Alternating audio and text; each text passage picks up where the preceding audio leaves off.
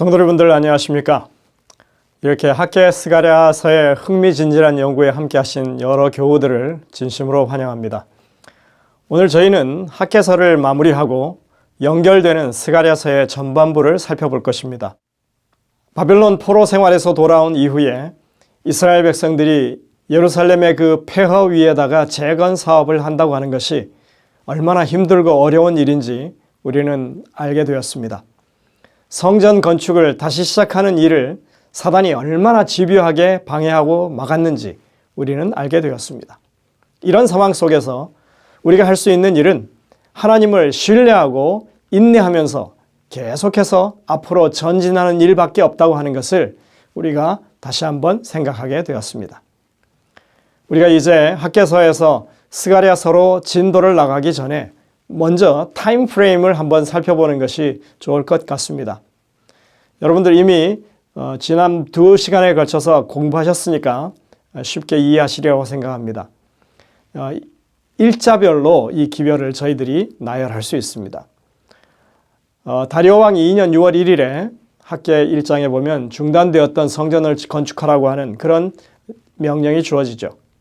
그리고 조금 후에 얼마 되지 않아서 7월 초쯤에 다뜨네를 비롯한 사마리아 사람들이 와서 상소를 올리는 일을 하게 됩니다. 그리고 학계 2장으로 가면 그 7월 21일에 하나님께서 다시 한번 용기 주는 말씀을 하시죠. 성전의 나중 영광이 더 클 것이라 하십니다. 그리고 8월에는 스가랴 1장의 기별이 주어집니다. 그리고 9월 24일에 다시 학계 선지자를 통해서 학계 2장의 후반부에 나온 기별이 전해지게 됩니다. 그리고 그로부터 2개월이 지난 11월 24일에 스가랴 1장부터 6장의 기별이 전해지고요. 그리고 아마 그 기별이 전해진 직후에 다리오 왕의 조서가 이제 건축하라고 하는 그 조서가 도달했던 것으로 저희가 생각할 수 있습니다. 우리가 이런 추론을 할 수 있는 것은 성경의 기록에 나오는 날짜들과 그 기별의 내용들을 살펴보기 때문에 그렇게 되는 것입니다. 합리적인 추론이라고 할 수 있습니다. 학계서와 스가랴서를 보면 분명히 6월 1일에 성전 건축을 다시 시작하라는 첫 기별이 주어졌고 스가랴 1장부터 6장에는 그해 11월 24일에 기별이 주어진 기록이 있습니다. 이것이 다리오 2년에 주어진 기별의 시작과 끝입니다. 기별의 내용들을 살펴볼 때 우리는 7월 초에 상소가 올라갔고 그리고 11월 24일 이후에 그 해가 가기 전에 그 어느 시점에 다리오 왕의 조서가 내려왔다고 추론할 수 있습니다. 물론 11월 24일 이전에 다리오 왕의 조서가 내려왔을 수도 있습니다. 하지만 스가랴 1장부터 6장의 기별은 미래형으로 기록되어 있기 때문에 기별이 온 직후에 조서가 내려왔다고 보는 것이 더 합리적이라고 봅니다. 여러분들이 기별을 살펴보시면 그것을 판단하실 수 있으리라고 생각합니다. 우선 시간순으로 볼 때 학계 2장의 후반부의 기별보다 조금 앞서 있는 것이 스가랴 1장 1절부터 6절의 기별인데 그것은 8월에 주어진 기별이라고 되어 있죠. 그 내용을 좀 요약해 보겠습니다. 여러분들이 내용을 살펴보시면 알겠지만 이것은 분명히 아직 조서가 내려오지 않은 그런 상황을 묘사하고 있습니다. 예전에 하나님께서 그들 조상들에게 진노하셨다고 말합니다. 하나님께서 조상들에게 너희가 악한 길, 악한 행위를 떠나서 돌아오라고 하셨지만 그들이 하나님의 말씀을 듣지 않고 귀를 기울이지 않았다. 그래서 선지자들에게 말씀하셨던 징벌이 그 조상들에게 그대로 내렸다. 그러니 너희는 내게로 돌아오라. 만군의 여호와의 말이니라. 그리하면 내가 너희에게로 돌아가리라. 만군의 여호와의 말이니라. 이렇게 기별이 주어집니다. 지난번 7월 21일에 주신 학계 2장 전반부의 기별에서 성전 공사가 보잘것없다고 하는 말을 하는 이들에게 이전에 나중 영광이 처음 영광보다 더 클 것이라고 분명하게 기별을 주셨지만 몇 주가 지나도록 아직까지 사람들이 움직이지 않고 있었던 것입니다. 그들은 여전히 불안해하면서 하나님의 기별에 대한 확신을 가지지 못하고 있었고 하나님의 기별에 순종하지 않았던 것입니다. 학계 선지자의 그런 분명한 기별에도 사람들이 움직이지 않자 이번에는 스가랴 선지자까지 세우셔서 다시 기별을 주시는 것입니다. 여러분들, 하나님의 기별에 응답하기 매우 힘들어하는 사람들입니다. 그들이 그렇게 세속적인 생각에서 정말 하나님의 뜻을 바르게 받아들이고 믿음을 가지고 전진하기까지 많은 시간이 걸린 것을 볼 수 있습니다. 이 스가랴의 기별에도 그럼에도 불구하고 백성들이 반응이 시원치 않았던 것이 분명합니다. 그러자 하나님께서는 9월 24일에 다시 학개 선지자를 통해서 기별을 주신 것입니다. 이것이 학개서 2장 후반부의 내용입니다. 9월 24일에는 하루 당일에 두 번의 기별이 전해졌다고 했죠. 그 처음 기별이 2장 10절부터 19절에 나옵니다. 그 내용은 거룩함과 부정함에 관한 것입니다. 하나님께서 이것에 대해서 제사장 그룹에게 두 가지를 질문하고 계십니다. 첫 번째 질문입니다. 거룩한 고기를 옷자락에 쌌는데 그 옷자락이 떡에나 국에나 포도주에나 기름에 닿으면 닿은 그 물품들이 거룩해지는가 하는 것입니다. 이 이야기를 들은 제사장들은 거룩하지 않다 이렇게 말했습니다. 자, 그러면 두 번째 질문을 또 하십니다. 시체를 만져서 부정한 사람이 그런 물품들을 만지면 그 만져진 물품들이 부정해지는가 하는 것입니다. 제사장들은 당연히 그렇다, 부정하다 이렇게 대답합니다. 그들의 이런 대답을 들으신 하나님은 지금 이스라엘 백성이 하는 일이 다 그렇다고 말씀하십니다. 내 앞에서 이 백성이 그러하고 이 나라가 그러하고 그들의 손의 모든 일도 그러하고 그들이 거기에서 드리는 것도 부정하니라 이렇게 말합니다. 이것이 무슨 말씀인가요? 물건은 그 물건이 거룩하지만 그것에 닿은 다른 사물을 거룩하게 만들지는 못합니다. 반면에 사람이 부정하면 손에 닿는 모든 것이 다 부정해진다는 그런 말씀입니다. 즉 그들이 성전 건축이라고 하는 이 거룩한 일에 손을 대고 있다고 해서 그들 자신이 거룩해지지 않는다는 것입니다. 지금 이들이 진행하고 있는 사업들은 그들 자신의 부정함 때문에 그들이 무엇을 하든지 다 부정할 뿐이라고 말씀하시는 것입니다.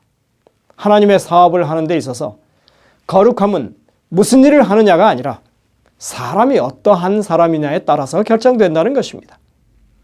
하나님의 사업은 아무나 일해서는 안 되죠.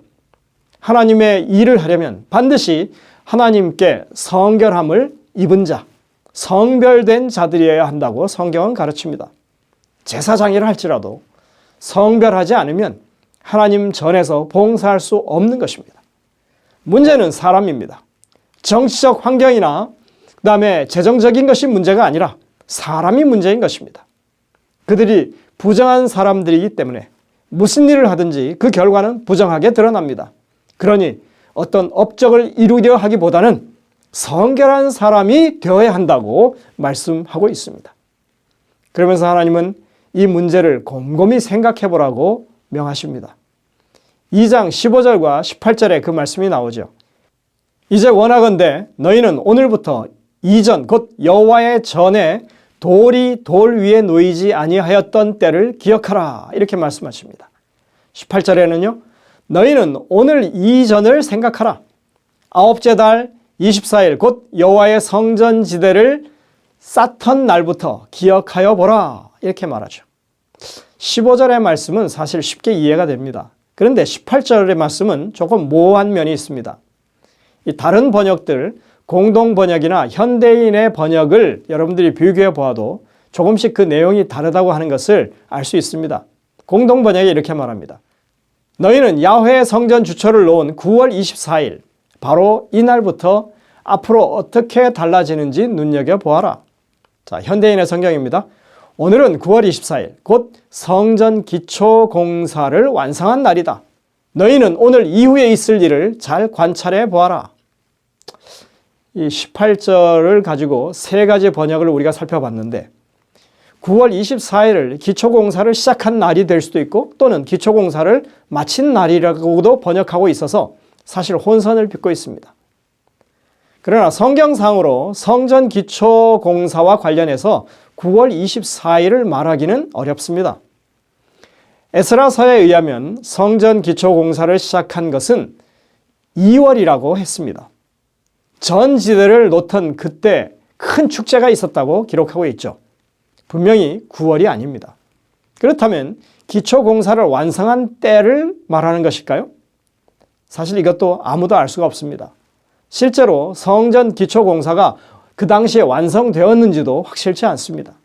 따라서 현대인의 성경에서 기초공사를 완성한 날이라고 한 것은 제대로 된 번역이라고 하기 어렵습니다.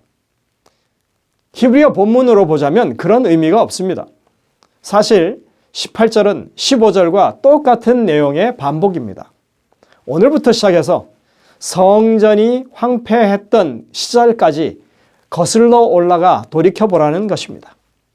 2장 18절을 히브리 본문으로 보았더니 그것이 아주 명확해졌습니다. 자, 이렇게 말합니다. 지금 생각해보라. 오늘부터 그 이전을 9월 24일부터 시작해서 여호와의 전의 기초를 놓던 날까지를 생각해보라. 생각해보라는 말이 2번 반복되고 그 다음에 오늘부터 이전을 하는 것이 9월 24일부터 시작해서 여호와의 전의 기초를 놓던 날까지를 하면서 사실 풀어서 이렇게 쓰고 있습니다. 가이에즘이죠. 교차대꾸입니다. 15절과 똑같은 기별인데 강조하기 위해서 표현 방식을 바꾸어 한 것입니다. 자, 오늘부터 시작해서 그 이전으로 거슬러 올라가면서 생각해 보라는 말씀이죠. 여기 9월 24일은 바로 이 기별이 주어지는 오늘입니다. 오늘 9월 24일부터 시작해서 여호와의 전지대를 놓던 날까지 생각해 보라는 것입니다. 그러니까 여호와의 전지대를 놓던 날은 15절에서 말하는 돌이 돌 위에 놓이지 아니하였던 때와 동격인 것입니다. 우리가 흔히 과거를 회상한다고 할 때 과거의 어느 시점에서부터 현재까지를 이렇게 내려오면서 말하지 않습니까? 그런데 여기서는 오늘부터 과거로 거슬러 올라가라고 그렇게 말씀하고 있습니다. 생각의 기준점이 바로 오늘이라고 하는 것입니다. 그리고 여러분들 2장 15절부터 19절의 단락을 우리가 자세히 보면 지나온 날들을 생각해 보라고 하는 이 메시지는 대꾸법으로 기록되고 있습니다. 자, 보십시오. 이전을 생각해 보라는 말이 15절과 18절에 주어지죠. 그리고 나머지 부분은 재앙으로 모든 것이 부족했다. 모든 게 열매가 없었다. 이렇게 말합니다. 무엇을 생각하라는 거죠? 왜 이렇게 되었는지 생각해 보라는 것입니다. 왜 이런가? 그 이유는 바로 앞에 말씀하셨던 것처럼 너희가 하나님 앞에서 성결하지 못했기 때문이다. 이것을 말하는 것입니다.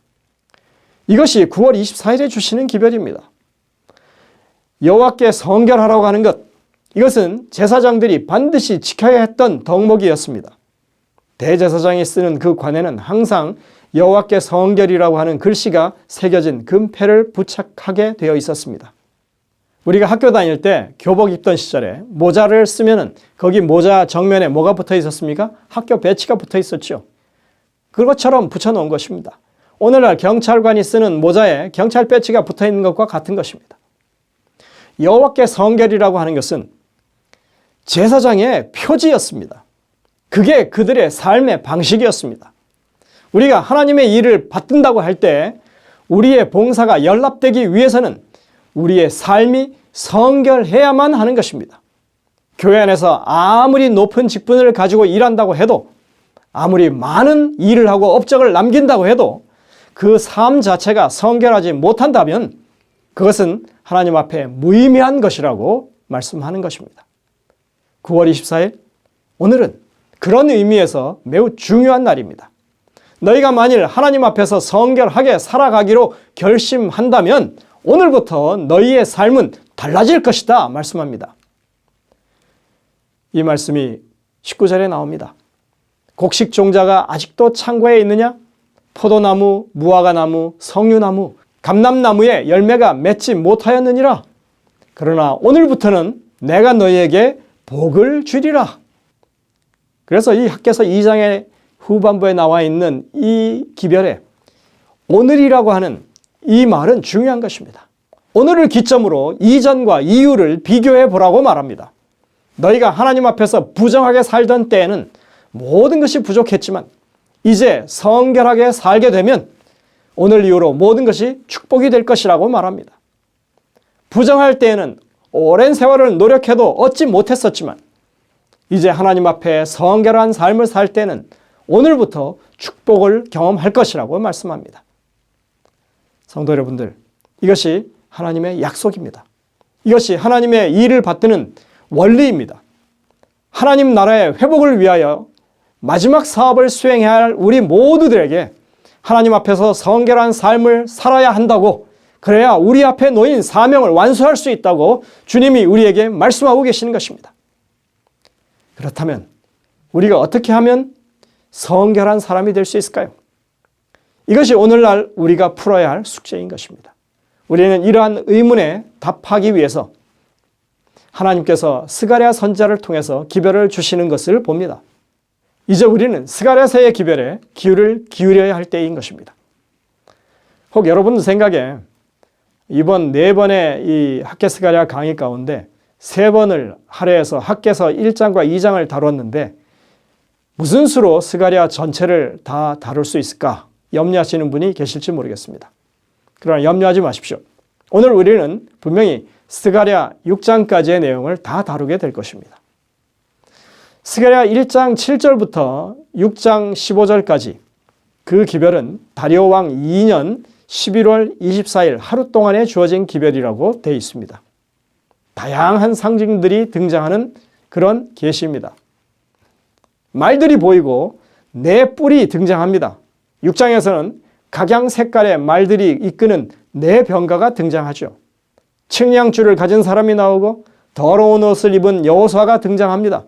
그리고 성소 안에 순금 등대와 기름을 공급하는 감람나무가 보이고, 그리고 그곳에 스룹바벨에 관한 기별이 있습니다.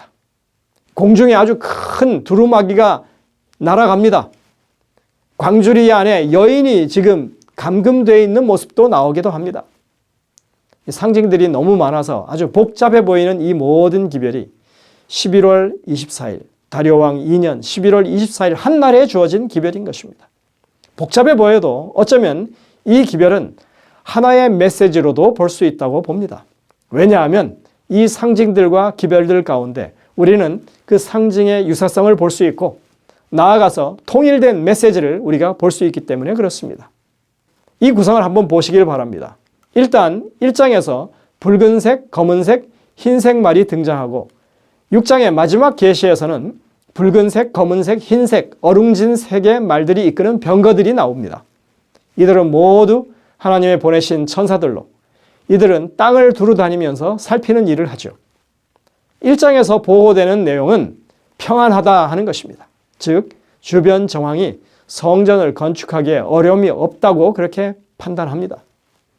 아울러 1장 말미에 네 뿔이 보이는데 그 네 뿔은 힘과 권력을 상징합니다.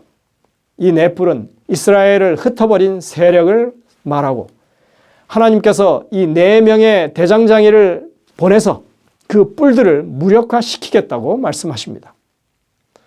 또한 1장과 마찬가지로 6장에서도 예루살렘이 반드시 건축될 것이고 회복될 것을 말씀하고 있습니다. 1장에 6장에 동일하게 그것이 나옵니다. 6장에서는 대제사장 여호수아에게 금관을 만들어 씌우면서 싹이라고 하는 사람이 성전을 건축할 것과 먼데 사람들이 와서 여호와의 전을 건축할 것을 말씀하고 있습니다. 1장과 6장에는 아주 많은 부분이 공통점이 있습니다. 자, 이제 2장과 5장의 메시지를 보실까요? 2장에서는 측량줄을 가진 사람이 나오고 예루살렘의 가로와 세로를 재려 합니다. 왜냐하면 성곽을 지어야 하기 때문이죠.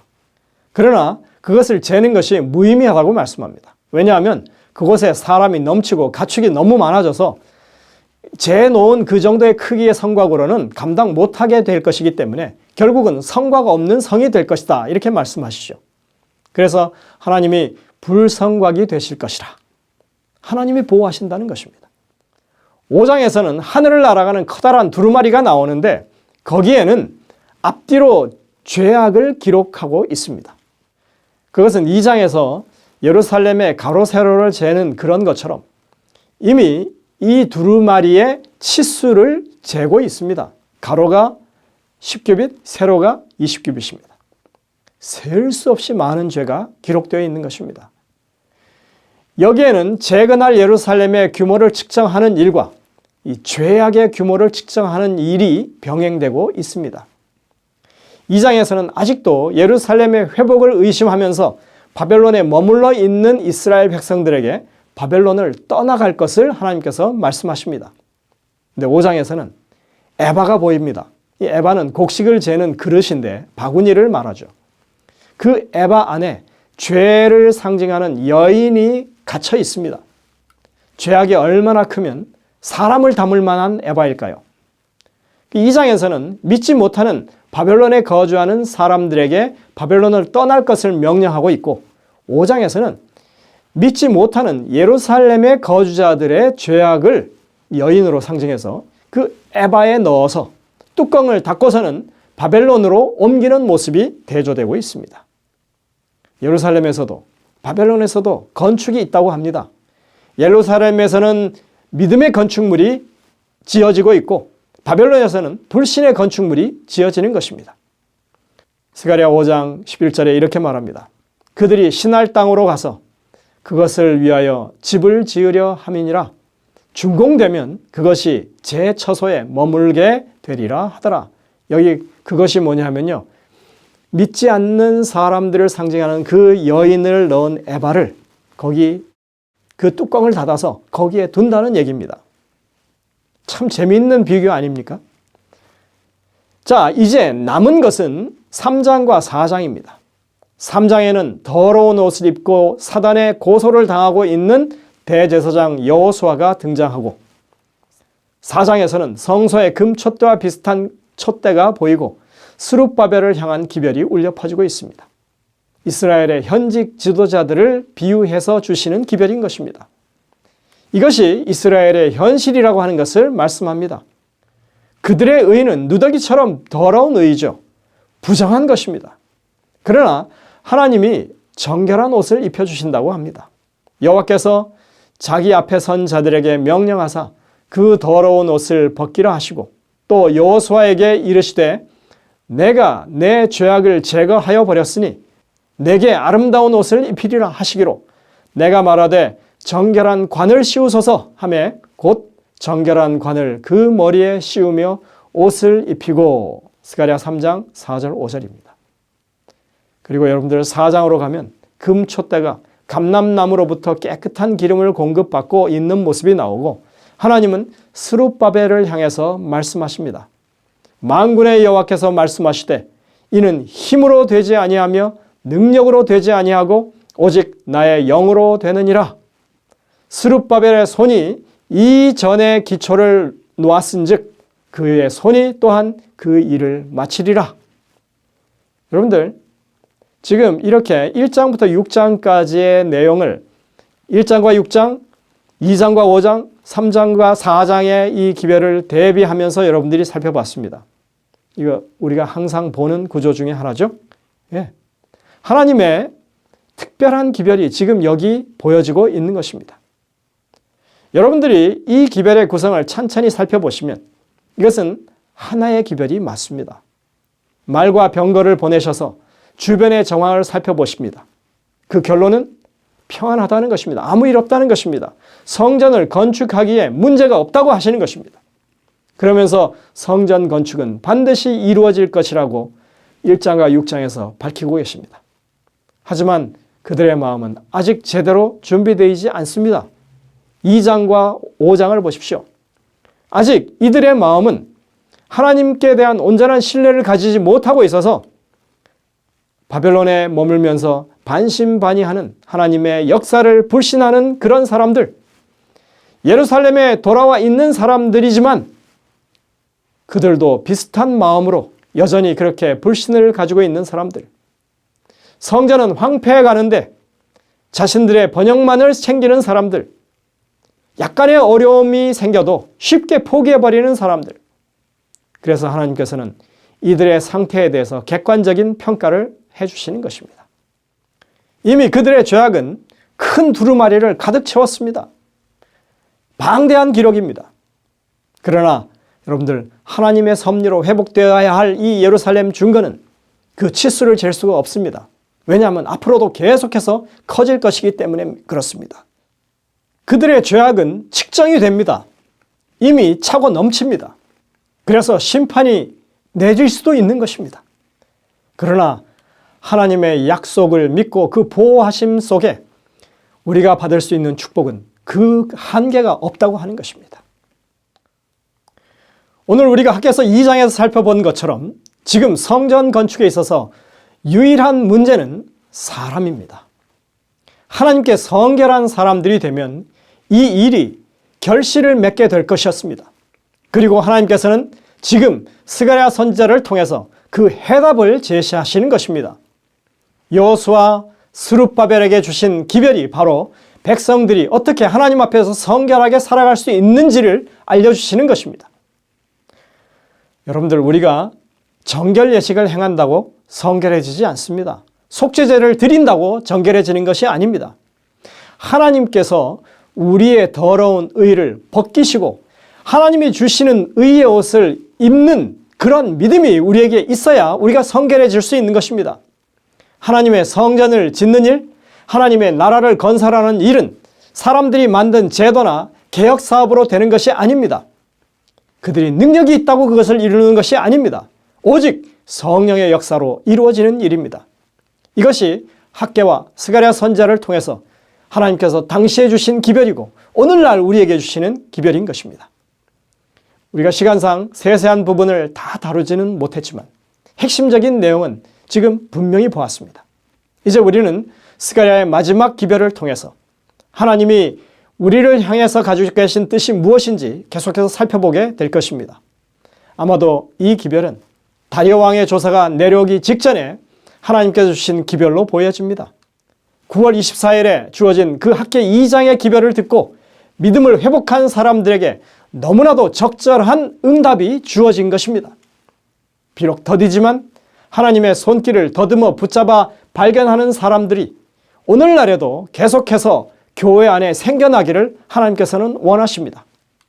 오늘 바로 이 순간에 하나님의 성결케 하시는 역사를 붙잡게 되시기를 바랍니다.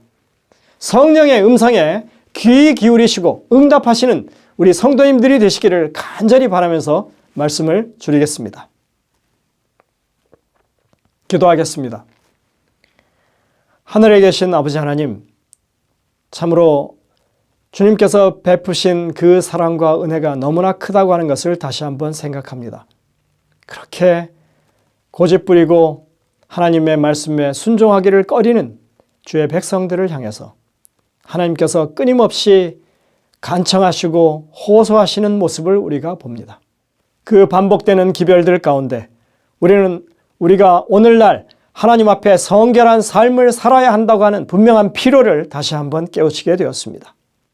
학개와 스가랴를 통해서 주신 기별처럼 우리가 주님 앞에 주신 그 의를 참으로 믿음으로 받아들일 수 있는 하나님의 백성들 되게 도와주시고 성령의 역사하심 가운데 늘 새로남을 경험할 수 있는 주의 백성들 되게 하셔서 우리에게 맡기신 이 마지막 사업을, 이 사명을 다 감당할 수 있는 저희 모두가 될 수 있도록 인도하여 주옵기를 예수님의 이름으로 간절히 기도드립니다. 아멘.